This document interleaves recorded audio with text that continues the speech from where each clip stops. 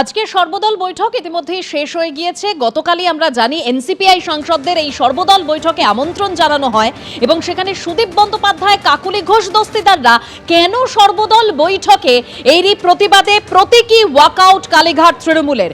সর্বদল বৈঠকেও একেবারে টান টান নাটক। প্রথমে ওয়াকআউট, পরে ফের বৈঠকে যোগ দেন বিরোধীরা। সর্বদল বৈঠক থেকে প্রতীকী ওয়াকআউট বিরোধীদের একাংশের। এনসিপিআইকে বৈঠকে কেন ডাক প্রশ্ন তুলে ওয়াকআউট মহুয়া মৈত্রদের। প্রতীকী ওয়াকআউটের পর ফের বৈঠকে যোগ দেন বিরোধীরা। আজকে সর্বদল বৈঠকে যোগ দেওয়ার জন্য আমন্ত্রণ জানানো হয়েছিল এনসিপিআই সাংসদদের। তারা আজকে সর্বদল বৈঠকে উপস্থিত ছিলেন।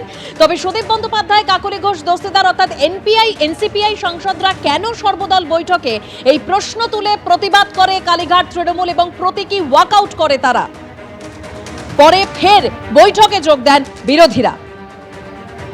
ঠিক কি পরিস্থিতি তৈরি হয়েছিল আমরা জানবো। আমাদের প্রতিনিধি বিজেন্দ্র সিংহ রয়েছেন আমাদের সঙ্গে। বিজেন্দ্র,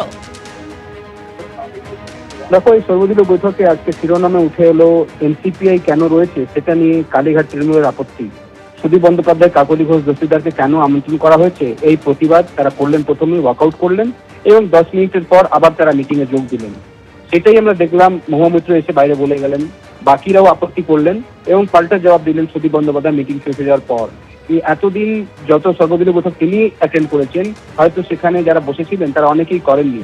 এর আগে 15 বছর তিনি টিএমসির হয়ে সর্বদলীয় বৈঠকে তিনি আসতেন লিডার হিসাবে লোকসভায় টিএমসি। সেক্ষেত্রে যে গ্রাউন্ডে তারা আপত্তি করছে এর কোনো ভিত্তি নেই সেটাও তিনি বললেন। এবং তাকে যেহেতু সরকারের পার্লামেন্টারি অ্যাফেয়ার্স মিনিস্টার চিঠি দিয়ে তাকে আমন্ত্রণ করেছিলেন এনসিপিআই নেতা হিসাবে তিনি আসবেন, তাই তারা গেছিলেন মিটিং এতে যোগ দিতে। এই প্রশ্ন যখন টিএমসি করছে বা মহুয়া মৈত্ররা বলছেন কি এখনো তাদেরকে স্পিকার স্বীকৃতি দেননি এনসিপিআই সাংসদ হিসাবে লোকসভায়, তাহলে তাদেরকে কেন আমন্ত্রণ করা হয়েছে? এর জবাবে আজকে সুদীপ বন্দ্যোপাধ্যায় জানালেন কি তাদেরকে কিছু ডকুমেন্টস চেয়ে পাঠিয়েছেন স্পিকার। তিনি ইতিমধ্যেই সেপারেট 20 জন বসার জন্য অ্যারেঞ্জমেন্ট করে দিয়েছেন। এনডিএ সাংসদদের সঙ্গে বসবেন এই 20 জন সাংসদ টিএমসির যারা এখন এনসিপিআই এমপি হয়ে গেছেন।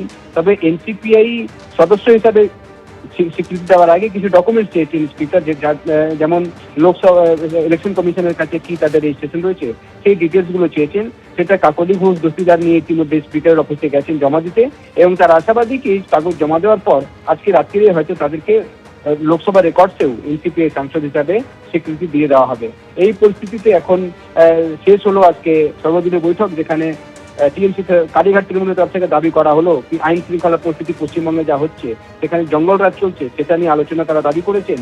পাল্টা এনসিপিআই তরফ থেকে সুদীপ বন্দ্যোপাধ্যায় বললেন কি পশ্চিমবঙ্গে যে আইন শৃঙ্খলা পরিস্থিতি রয়েছে সেটা সংসদে আলোচনা হতে পারে না, সেটা সেখানকার বিধানসভায় হতে হবে। কারণ কি আইন শৃঙ্খলা একটা রাজ্যের সাবজেক্ট, সেটা নিয়ে পার্লামেন্টে আলোচনা হয় না, হয়তো তারা জানেন না, তাই তারা এই কথা বলছেন। ওয়াকআউট নিয়েও সুদীপ বন্দ্যোপাধ্যায় বলছেন যে প্রথমে যখন ওয়াকআউট করলেন সাংসদরা তারা ভেবেছিলেন হয়তো তারা আর আসবেন না, কিন্তু কয়েক মিনিটের মধ্যে তারা আবার ফিরে এলেন এবং কি ধরনের ওয়াকআউট হলো সেটা নিয়ে প্রশ্ন তুলছেন এনসিপিআই লোকসভার নেতা সুদীপ বন্দ্যোপাধ্যায়। ধন্যবাদ বিজেন্দ্র। 20 জন বিদ্রোহী সাংসদের কোনো স্বীকৃতিই নেই। সংসদের ওয়েবসাইটে এখনো আমাদের 28 জন সাংসদই দেখাচ্ছে। তারপরেও কিভাবে সুদীপ কাকলিদের বৈঠকে ডাকা হলো প্রশ্ন মহুয়া মৈত্রের। অল পার্টি মিটিং এ সমস্ত অপোজিশন পার্টি আমরা আজকে ওয়াকআউট করেছি মিটিং থেকে। আর কারণ এই যে আমাদের বাংলার যে 20টা এমপি আনরেকগনাইজড এনসিপিআইতে তারা বলেছে তারা যোগদান করেছে, স্পিকার কিন্তু তাদের এই মার্জারটা এখনো অ্যাপ্রুভ করেনি এবং তাদের কোনো রেকগনিশন নেই, মার্জার অ্যাপ্রুভ হয়নি এবং তাদের যে ডিসকোয়ালিফিকেশন পেটিশন সেটা এখনো পেন্ডিং। ডিসকোয়ালিফিকেশন পেটিশন পেন্ডিং, মার্জার এখনো অ্যালাউড হয়নি। সংবিধানে 91st অ্যামেন্ডমেন্টের পর কোনো আলাদা ব্লকের জায়গা নেই। ওয়েবসাইটে আমাদের এখনো 28 জন এমপি তৃণমূল কংগ্রেস এর লিস্টে দেখাচ্ছে। তো কিভাবে যে ওদের পার্লামেন্টারি অ্যাফেয়ার্স মিনিস্টার, সংসদীয় কারামন্ত্রী কিভাবে ওদেরকে আবার ডেকেছে? আগামীকালই সংসদের বাদল অধিবেশন শুরু হচ্ছে এবং তার আগে আজকে এই সর্বদল বৈঠককে কেন্দ্র করে একেবারে টান টান নাটক দেখা গেল। 11টার পর এই সর্বদল বৈঠক শুরু হয় এবং তার মাত্র কিছুক্ষণের মধ্যেই এই প্রতীকী ওয়াকআউট করলেন বিরোধীদের একাংশ। কি কারণে এনসিপিআইকে ডাকা হলো এই বৈঠকে এবং যেখানে এখনো পর্যন্ত স্পিকার তাদের অনুমোদন দেননি, তাহলে কিভাবে তারা যোগদান করলেন আজকের বৈঠকে, এই নিয়ে প্রশ্ন তুলে কালীঘাট তৃণমূলের প্রতীকী ওয়াকআউট।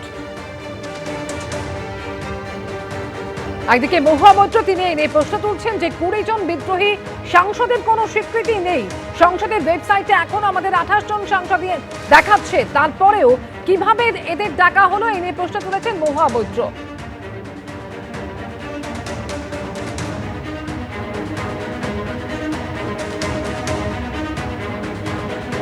আর মহুয়া মৈত্রের বক্তব্যের পাল্টা জবাব দিয়েছেন সুদীপ বন্দ্যোপাধ্যায়। তিনি বলছেন লোকসভার স্পিকার আমাদের স্বীকৃতি দিয়েছেন, সংসদ বিষয়ক মন্ত্রীর চিঠিও পেয়েছি, তারপরেই আমরা বৈঠকে এসেছি।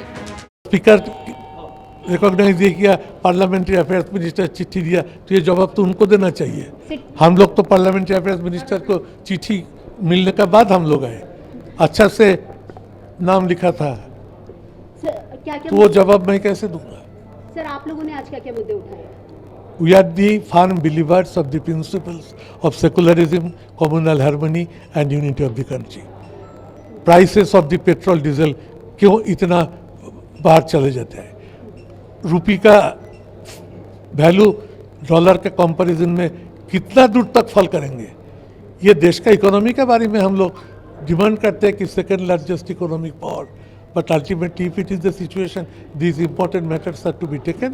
आई have said House belongs to the opposition, they are to be taken into confidence, and if necessary, government should be broad-minded and House should run properly. সকাল 11:05 সর্বদলীয় বৈঠক শুরু হয়। সকাল 11:15 প্রতীকী ওয়াকআউট বিরোধীদের একাংশের। এই 20 জন সাংসদকে স্পিকার এখনো স্বীকৃতি দেননি। ভারতীয় সংবিধানে 91তম সংশোধনের পর আর কোনো পরিবর্তনও হয়নি, এমনকি লোকসভার ওয়েবসাইটে এখনো তৃণমূলের সাংসদ সংখ্যা 28। তাহলে কিসের ভিত্তিতে এই বিদ্রোহীদের সর্বদল বৈঠকে ডাকা হলো? ওরা তো তৃণমূলে নেই, এখনো এনসিপিআই এ যোগদানের অনুমোদন দেননি স্পিকার। কিভাবে তাদের এই বৈঠকে ডাকা হয়েছে প্রশ্ন তুলেছেন তৃণমূল সাংসদ মহুয়া মৈত্র।